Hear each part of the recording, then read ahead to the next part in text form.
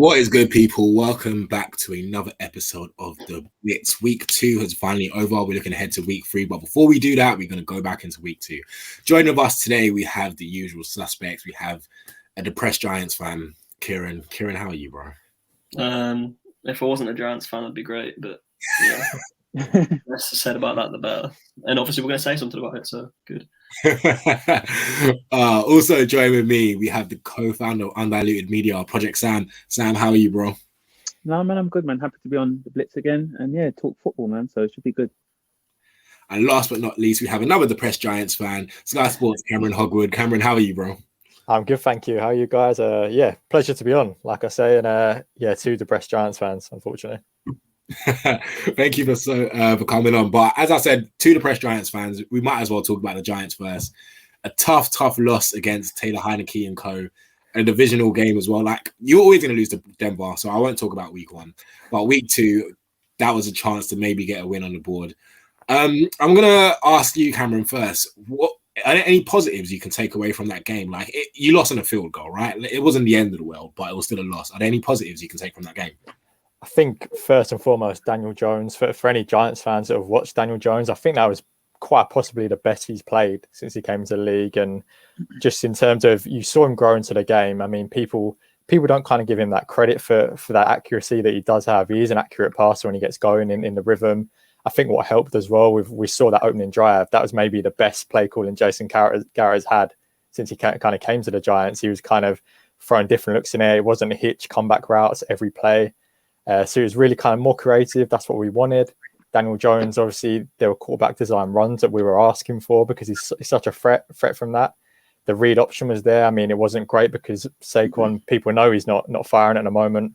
But yeah, my main positive was Daniel Jones playing incredibly well. And unfortunately, that's what kind of made that defeat a bit more sour, I think, just because we've been waiting for that performance for so long and for that to happen right at the end. And obviously, Darius Slayton, I mean, we should have won the game. That's the frustration. Yeah. We should have won the game and we didn't. And it reminded me of last year when Evan Ingram kind of dropped that would-be first down against the Eagles where we would have won the game. And it's just those kind of fine margins. And that's the NFL, unfortunately. It is cutthroat league and those fine margins decide everything.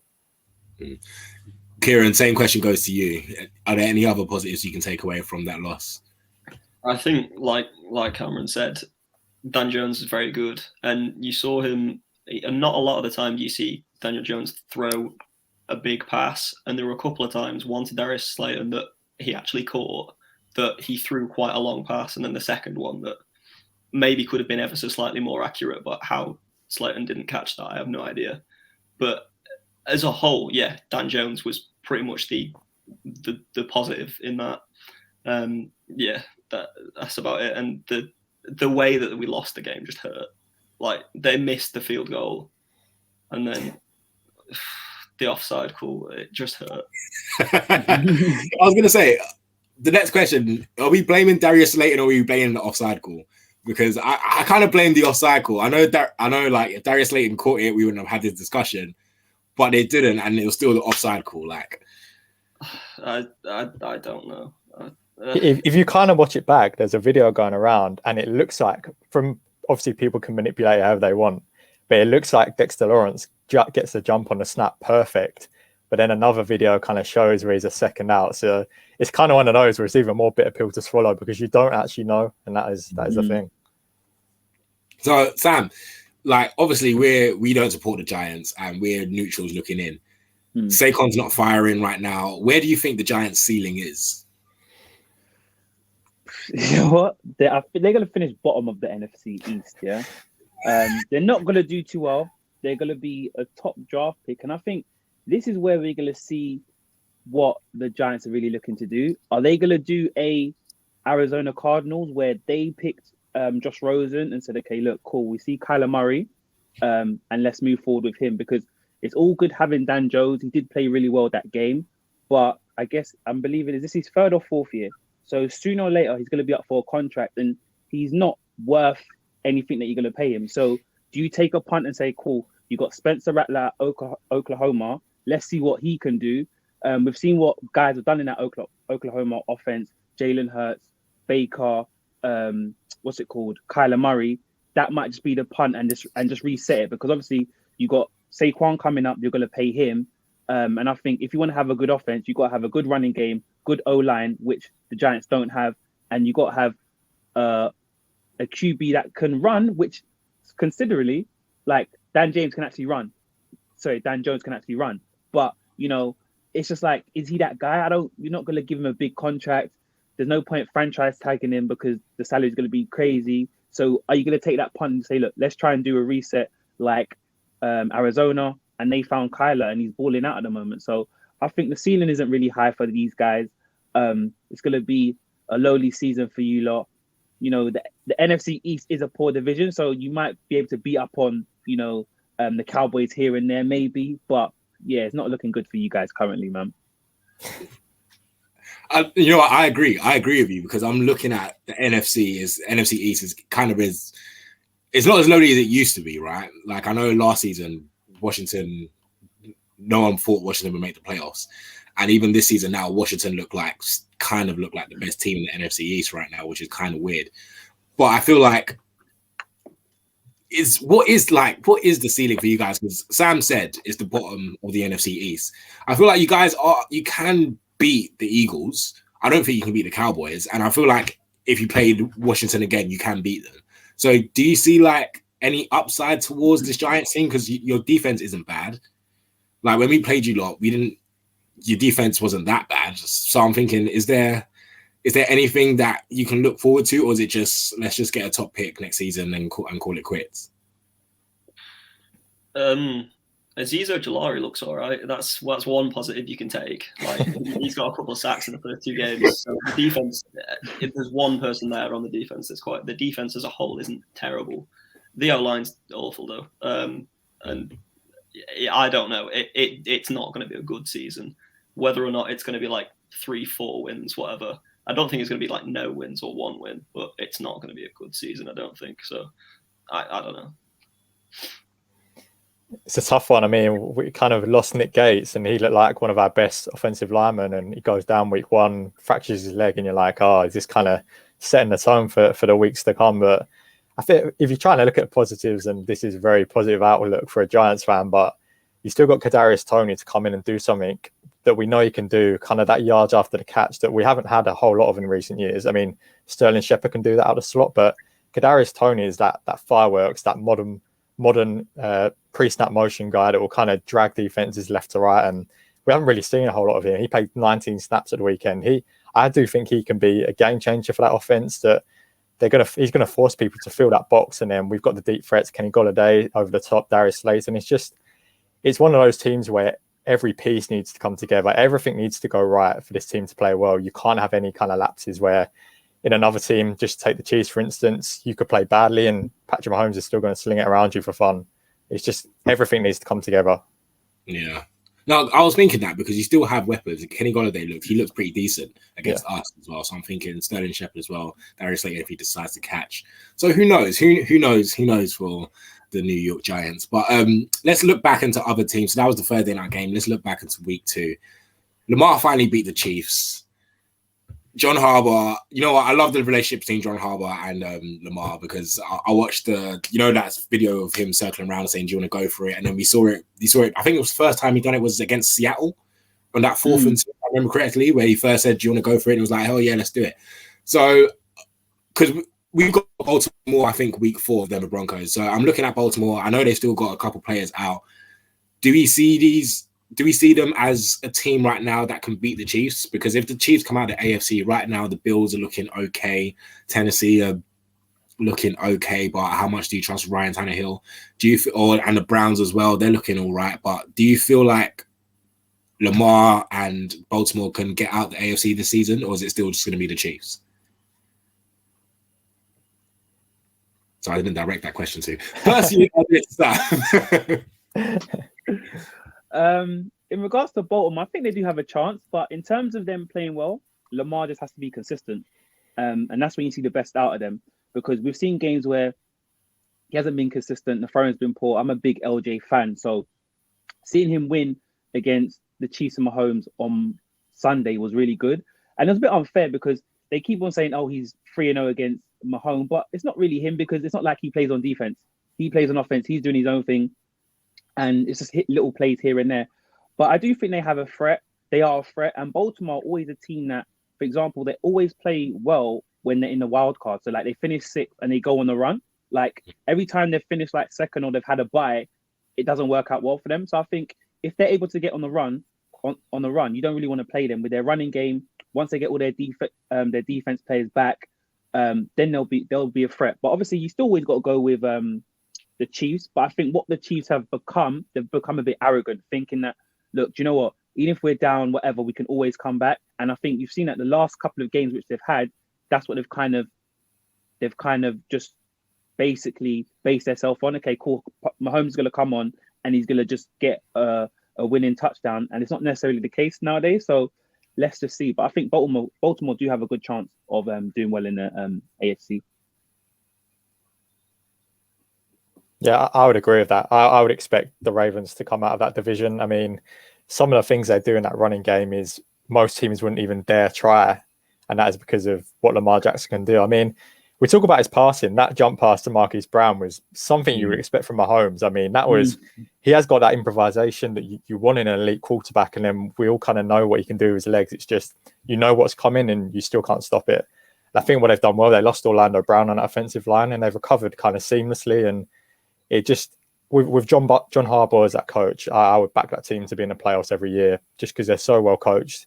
They know that offense now. Lamar Jackson is taking strides as a passer. They try to, with that offensive line, they're trying to secure that pocket a bit more to let him have the freedom to pass when he can. And I think he's got an accurate arm. I mean, and also when he's thrown off platform on the run, he's as good as anyone. We kind of saw that touchdown pass against the Raiders in week 1, which is ridiculous. He kind of escaped kind of Yannick Ngakoue and Max Crosby and somehow comes out with this dime on the run. So yeah, with him under center, and I think that win will be huge for his confidence. I mean, I know he kind of played it down, beating the Chiefs, but that does a lot for a player's confidence to beat a team like that. I've not really given Lamar Jackson enough credit in the past. There's a lot of jokes going around that he's like a glorified running back, and I've sort of subscribed to that idea in the past. But he looked very good on both sides of the ball the other day, and as a whole, the Ravens' running game is insane. But presumably, there's a lot of RPOs in that offense that Lamar can just sort of decide if and when he wants to either throw it or run it, and it seems like he makes those decisions very well. There were a couple of picks. The first one was terrible. The second one, I don't think it was really his fault, and then the third one was also quite bad. So if he gets rid of those problems, they'll be a massive threat. No, I kind of agree with you. You know me, I've had my Lamar stocks for a long time now, and I feel like showing that win shows that the Chiefs are not, because everyone, you know, the narrative before the season, can the Chiefs go 20-0, and there was order, can the Bucs go 20-0, and I was thinking, with them losing to Baltimore and not even Baltimore at their full strength, it shows that the Chiefs can get got. So I'm happy, but let's focus on the AFC West now, my division. There's only 2 teams left that are undefeated in the AFC, which is my Denver Broncos and the Las Vegas Raiders. I think we'll start on the Raiders first because no one expected this. I expected the Broncos to go 2-0 because we played the Giants and Jacksonville, so that's 2 easy dubs. No offense, Giants fans, but the Raiders. Derek Carr is anyone's fantasy dream right now. I've literally tried to pick him up just for my bench, just in case Aaron Rodgers wants to have another week 1. So no one expected this from the Raiders. Can we see, because now the Broncos and the Raiders are 2-0 up, does this like put pressure on the Chiefs in a sense and the Chargers? Because if you at the start of the season, if someone said the AFC West, the 2 best teams in a neutral person perspective would have been the Chiefs and maybe the Chargers. But right now they're both 1-1, and it's the Broncos and the Raiders that are looking pretty decent right now. Can we see like a kind of mix up between that division, or do you still think like the Chiefs are gonna go out? Because right now I'm looking at the Raiders and I feel like they could take 1 game away from the Chiefs and maybe even 1 game away from the Broncos. Sorry, I'll start with Cameron. Yes, sorry, I agree with that. I mean, they beat the Chiefs twice last year, the Raiders, and they definitely got it in them. I mean, I wrote a division preview for this division, and I had the Chiefs and Chargers coming out of it. So how wrong might I be by the end of the season? But that's just the way the NFL goes, and that division is more competitive than I think anyone expected. Look at someone like the Raiders. I mean, a couple of years ago, Derek Carr is getting slated for being so conservative, throwing kind of these check downs, not going deep, and then you throw someone in like Henry Ruggs, and it's a whole different ball game with that Raiders offense. I mean, they can stretch it deep. They've got someone like Josh Jacobs who can kind of grind away for those hard yards out of the backfield. Darren Waller is maybe as good a tight end as anyone in the league in terms of how they use him on offense. And just we think Max Crosby, no one's had more quarterback pressures, no one's had more quarterback hits than him so far this season. And that defense is kind of a major concern for the Raiders. And it looks like they've kind of rectified that. They brought a lot of pieces in the secondary, kind of young pieces. And Gus Bradley obviously did a not so great job with the Chargers defense last year. And he's come in kind of almost turned this one around in the first couple of weeks. So in terms of the Raiders, they've surprised me, maybe been the most surprising team so far in the early weeks. And yeah, I mean, they'll push for that. I do expect the Chiefs to come out, but they'll push for that second spot.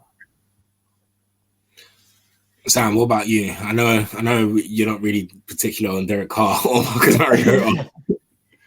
No, to be honest, like Derek Carr, like he's been balling the first 2 weeks, and it's kind of like a same situation. Like I always say, like Matt Stafford, you put them in a different situation, and people are going to see them differently. But because he's at the Raiders, people don't really give him the credit. So we've got to give him his credit here.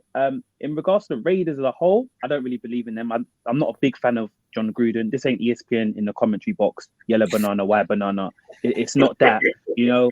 And I just think, obviously, they do give the Chiefs fits at times, but I think the Chiefs are gonna, you know, they're gonna ball like that's one of their nemesis. So I think the Chiefs will handle them. That division is very tough. I think they'll probably go 8-9, 9-8. So for them, that'll be a good season. But I don't see this continuing. I think they're gonna fall off at some point, and go back to being the normal Raiders where they're just a bit of a shambles, to be honest. But we've got to give them credit where credit's due. They won their first 2 games. They beat Baltimore, and they beat, who they just beat? Was it Pittsburgh? I can't remember. But anyway, yeah, they've done their thing, so we give them credit. But I don't see this lasting for them. I feel like we've just got to enjoy watching Derek Carr become Thanos for a bit. Like in the first 3 weeks of the season, he could quite easily be over 1,000 passing yards, which is insane. Like somehow he's just gone, right, everyone get on my back, I'm just going to carry you. And where it's come from, I don't know, but it's quite enjoyable to watch. No, I agree. I feel like, as you said, Henry Ruggs was a good pickup last year as well with the deep threat because he's just got ridiculous amount of speed. And the only thing I worry about the Raiders, well, I don't worry for the Raiders because they're in my division, is that defense. Looking at the Chargers defense, the Broncos defense, and the Chiefs defense, obviously the Broncos have the best defense out of that, in my opinion.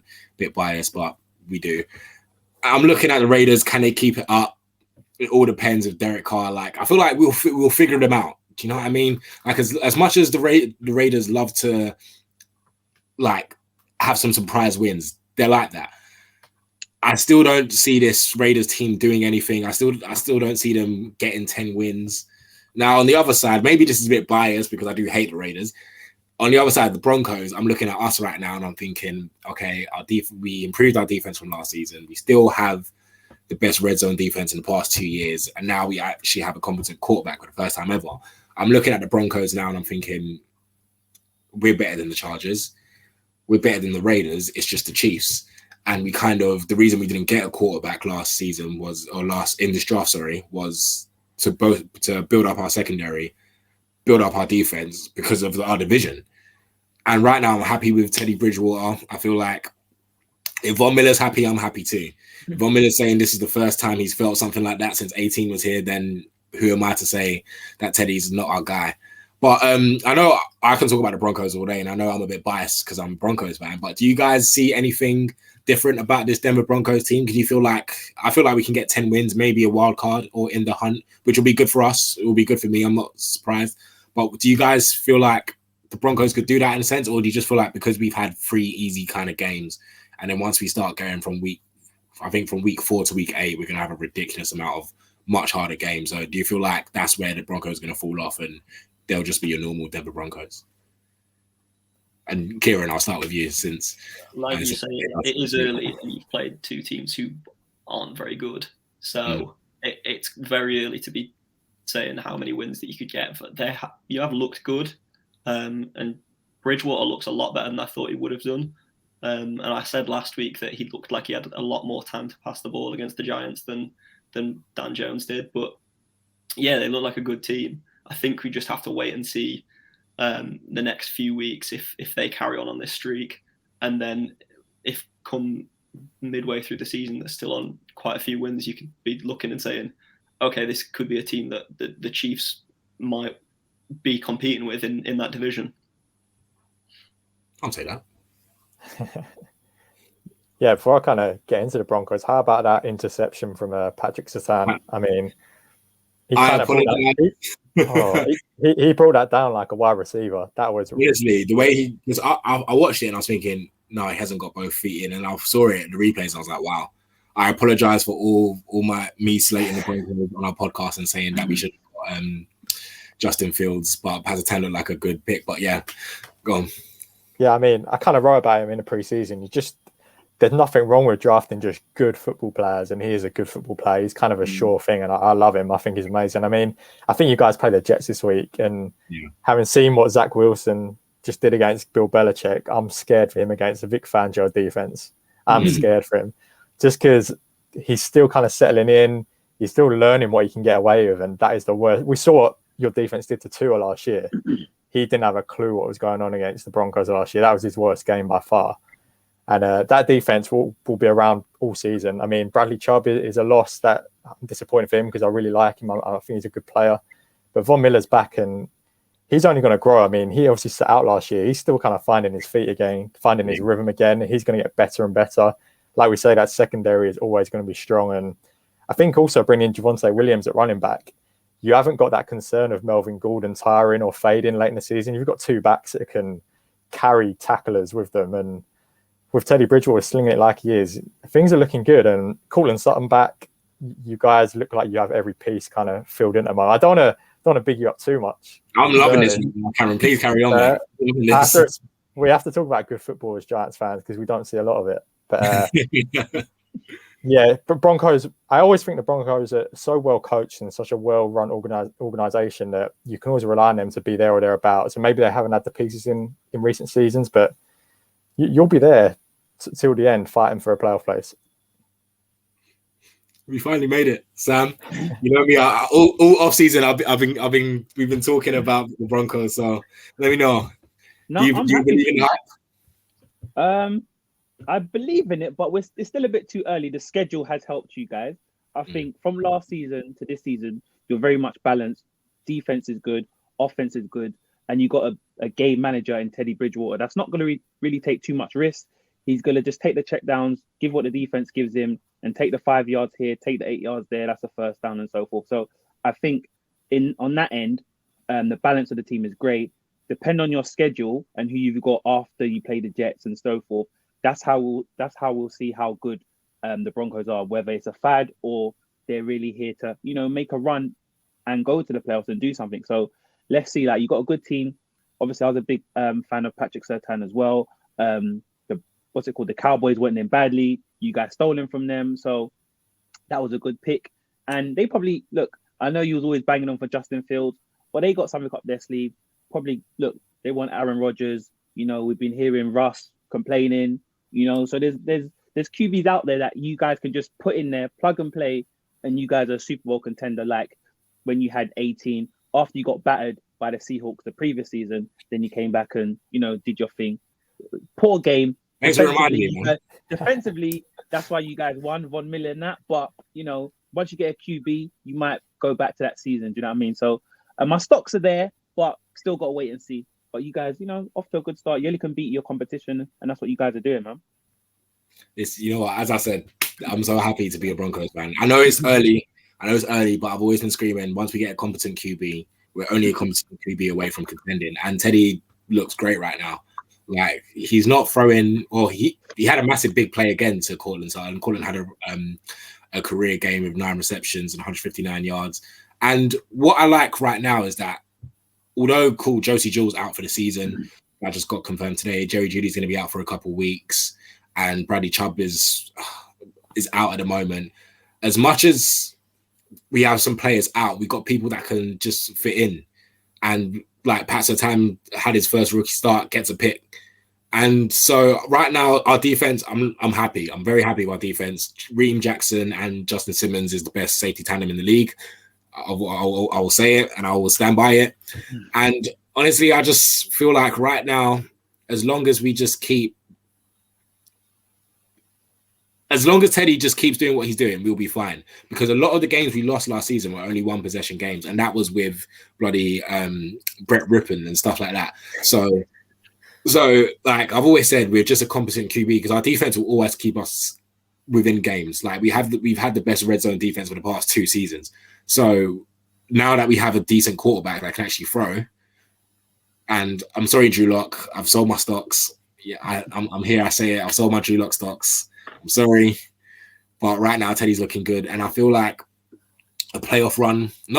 I feel like let's just make the playoffs, and then later on in the season I can start talking about a playoff run. But as a Broncos fan, you can tell I'm happy. I'm happy at the moment. We're back at Mile High on Sunday, and Zach Wilson's going to throw many picks, so I'm here for it.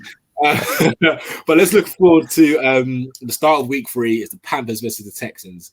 Now the Panthers are 2-0 at the moment. And Sam, this is your division rival because they slapped you up on Sunday, which was kind of weird. I didn't expect the Panthers to beat you guys. Does Sam Darnold look like he have a future in the Panthers? Because they look pretty decent. Obviously, they sucked last season, but that was because Christian McCaffrey was out. Christian McCaffrey's back and he's looking pretty decent again. And now Sam Darnold looks like he has a place in there. Can we see anything? Sam, I'll start with you because they're in their division. They're in your division. Did you see that win thinking, we've got to be wary of the Panthers? Or was this just, you know what, it's a divisional game. They just beat us because they wanted it more. I don't expect anything from Carolina this season. I expect them to be better than they were last season. I'm not too worried about them. Like you said, it's a divisional game, tough. They're going to battle and they're going to want it a bit more. We've got some injuries. We're not really playing at home. Most of our games we're playing away anyway because of Hurricane Ida. So we're playing in Wasn't your stadium on fire today? Pardon? I think your stadium was on fire like a couple of hours ago. Oh, seriously? Yeah. I don't even know. But the Superdome is beautiful anyway. So yeah, fire at the Superdome. Yeah, like 37 minutes ago, there's a fire at the Superdome. I hope that's crazy. But going back to Sam Darnold, I was never one of those people that said, "Oh, get rid of him, dash him away," because obviously he was at the Jets here, and we know what Adam Gates has done to like QBs. He did the same thing to Tannehill. Tannehill left. He went to the Titans, and he's doing well. And I just think I always say it's about QBs. It's always about your situation, and I think he just wasn't in a great situation. And now he's gone to the Panthers, getting coached by Joe Brady. He was previously at the Saints. Then he was at LSU with Joe Burrows. So he's got a good, as they like to say, quarterback whisperer. So I think he's going to do good and improve. And the Jets are going to be like, okay, cool. Like we did have a quarterback there. It just, the situation here wasn't for him. But as a Saints fan, I'm not really worried about them or the Falcons. More so, it's just the Bucs. Let's see what happens in it. But look, that was a blip for us. On to the next. And hopefully we can get back to winning ways. And yeah, just battle the Bucs for number 1 spot in the NFC South, to be fair. So I'm not worried about them. They got a decent team, but look, the Panthers against the Saints is always a battle. It's always a fight. So I didn't really expect nothing more. I was just a bit embarrassed about how we played. I wasn't too happy with Jameis. He was looking like Jameis that was in Tampa with those silly interceptions. Legally blind things. Yeah, I think now moving forward, Coach Payton just going to say, look, just take the check down, and if we're going to do like any RPOs or anything like that, or play action fakes, then you can go for the big, home run. But apart from that, just take what the defense gives you and just be like Jameis that played against the Packers. That might be an outlier, but that's what we need him to be so we can kind of make the playoffs and be consistent. What about you, Kieran? For the moment, it looks like the Panthers system suits him quite well. Admittedly, obviously, he played his old team, who aren't very good, so that would give you some confidence. Obviously, he'd have wanted to play well against them, and like Sam said, at the Jets, that's the Jets. They'd make Patrick Mahomes look like a bad. Maybe not Patrick Mahomes, but a lot of good quarterbacks could go to the Jets and they'd look bad. So he looks like it's a good fit in Carolina. They currently have the best defense in the league by a long way, but admittedly, again, not against great teams. No offense to the Saints with Jameis Winston, who can apparently no offense taken, man. Don't worry, man. But so it looks like there's no pressure on him. Whereas when they play better teams, there might be a lot more pressure on the offense because the defense won't be performing as well. So for the minute, it looks like a good fit, but I think we just have to wait and see when they do play these good teams that the defense is going to get bad, and they're going to have to get him to come out and make these plays. Whether or not he does look as good as he has done so far will remain to be seen. Yeah, I would agree with what kind of both Sam and Kieran said. I mean, he's walked out from a horrible situation in New York. I'm the same. I believe it is about that situation. And I was kind of rooting for the Jets to keep him, kind of build around him, give him the pieces that he needed. He's kind of come away from that into a Joe Brady offense that kind of set the world on fire with LSU. He's got kind of Robbie Anderson and DJ Moore, and he's got almost maybe the perfect guy alongside him in Christian McCaffrey, he's gonna force defenses to kind of fill that box out of fear of stopping him.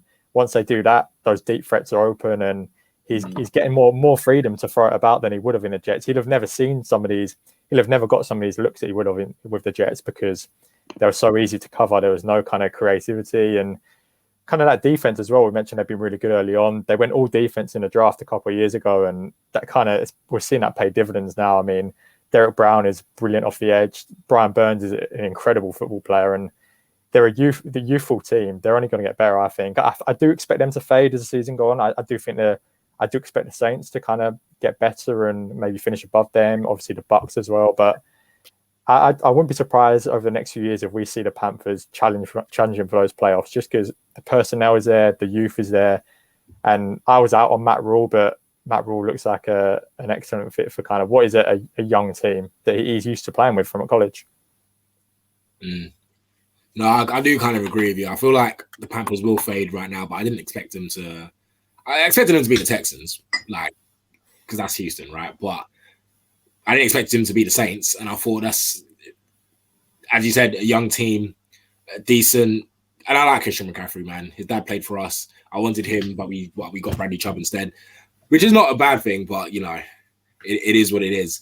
But looking ahead to week 3 before we wrap up, are there any games? I'm looking at the week 3 schedule now. I'm looking at, are there any games that stand out to you? I'm talking Chiefs, Chargers, maybe Titans, Colts. Who do Giants have? Falcons. Is that a win, Giants fans? Are you expecting a win, a must-win game? It's got to be, innit? It's got to be. Yeah, the Falcons are terrible. You guys should beat them, to be honest. They didn't look too bad, though. I know Matt Ryan's dusted, and I don't think he's the same Matt Ryan. He hasn't been the same Matt Ryan for the past how many years, but he did look pretty decent. But again, it was a divisional game, so, you know, everyone steps up a notch, isn't it? So against the, what's it called, the Eagles, they was atrocious. They made Jalen Hurts look great. Do you know what I mean? And we saw Jalen Hurts against San Fran, and he wasn't looking that great. So I just think divisional games, it's different. Watch the Chargers against the Chiefs. The Chargers are going to give the Chiefs fits, but that's not always the case, isn't it? So I say that's probably a good game. Who have the Rams got? Because I've got my stocks in the Rams. Yeah, I was going to say that's going to be a good game.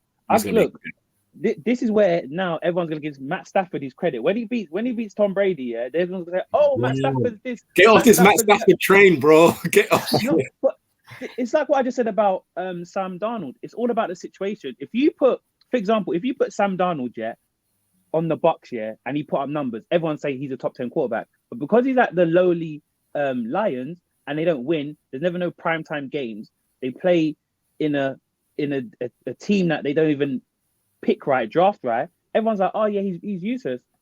But you put him in the 49ers. Kyle Shanahan wanted him. You put him in obviously the Rams. You put him in any top offense, he's gonna look good because he's gonna get you the yards. He's got the big arm, and he can do all the throws that Mahomes does. Rodgers does. So look, I think for the NFC, everyone's saying the Bucks. I think it's the Rams that's gonna get to the Super Bowl. To be honest, You know what I think about Matt Stafford. I feel like Megatron kind of gave him a career. I'm not saying he's not a bad QB, and he's always one of them ones. He's one of them. You know them Premier League players. He's like Basuma. Do you know what I mean? They're like, oh, if he's in a better team, he would do this. And I agree. I feel like yes, the Rams. He's going to look better than he is in the Rams. But as I said, Jared Goff got the Rams to a Super Bowl. Matt Stafford doesn't get this Rams team to a Super Bowl. I don't think. And I'm not saying that I just don't see it. I honestly don't see it. And I don't see how. I know Jared Goff isn't great, and he's not looking too bad in Detroit right now, but he's not looking great. And yes, Matthew Stafford is a better quarterback than Jared Goff, but I don't think he just bridges that gap from getting into a Super Bowl and winning the Super Bowl. I don't think Matthew Stafford is the answer. But if any of you guys think that, please correct me. But I just don't see it. I think he's good. You all go, yeah. What my thing? You just said that Jared Goff got them to the Super Bowl. I told you this before. It wasn't Jared Goff. It was Todd Gurley. Because when they got to the Super Bowl and Todd Gurley couldn't do nothing, that's when he got fits and he was seeing ghosts, allegedly as well, innit? He was Sam Darnold seeing ghosts with Bill Belichick's defense, and he put up no numbers. Because with Jared Goff, it was all about the play action fake. Oh, you pretend you're gonna pass it to Todd Gurley and you hit the big bomb. But with Sean McVay and the plays that he's going to draw up, and you got Matt Stafford and his arm, it's like go gadget. It's like you're just playing Madden. Do you know what I mean? But I'll let Kieran and Cameron have their say. They might disagree with me, they might agree with you, but let's see what they got to say. I feel like the Rams deep threat's insane. Like I said last week, that Matt Stafford's making Cooper Kupp look like the best football player in the league at the minute, and he looked good last week as well. Like, he can just unleash Cooper Kupp, and he's that quick that he's just gone. Like, I don't know how far the Rams are going to get, but I'm enjoying it because I really like Cooper Kupp, and Matt Stafford's a good quarterback.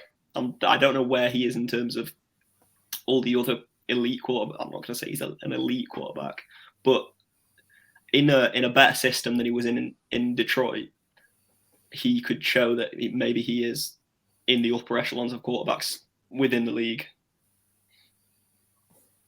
I've got to say, I'm a bit on the Stafford train. I like him in LA. I think you could take him to a Super Bowl, if I'm honest.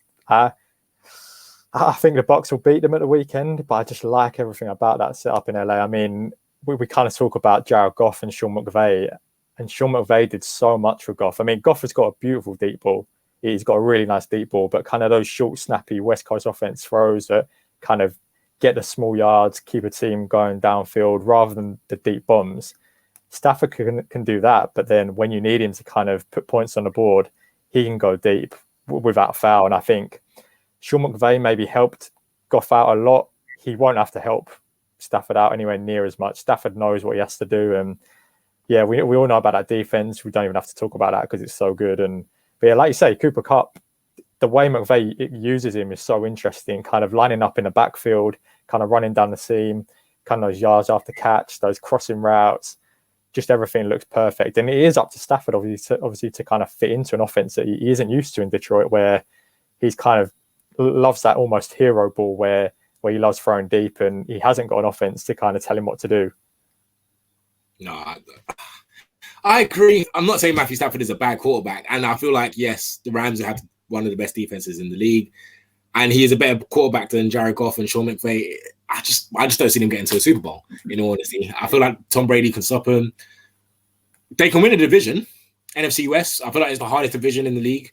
I still have Arizona doing something in that division because I like Kyler Murray. I like D-Hop. I like what's that guy? What's his name? Andy Isabella as well. And I think he's a nice little slot receiver.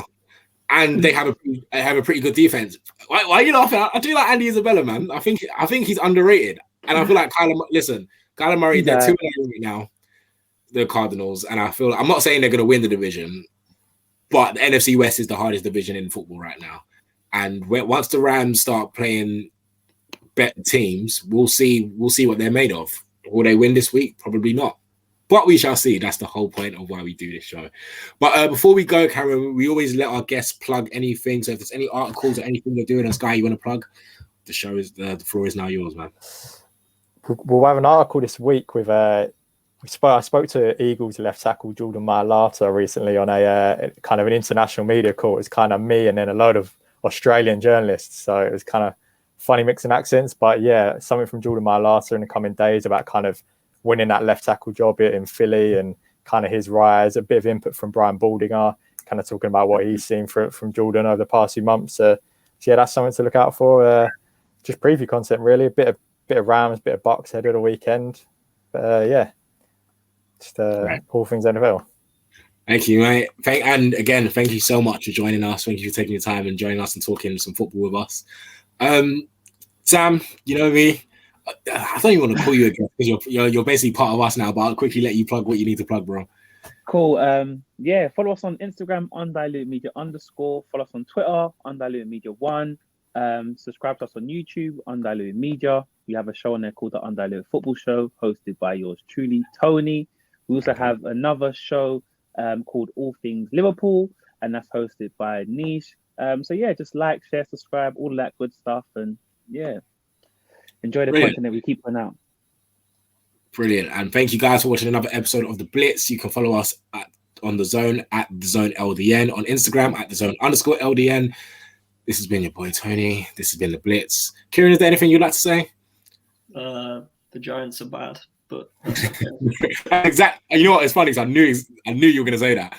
But thank you for listening to watching another episode of The Blitz. Until next time, people.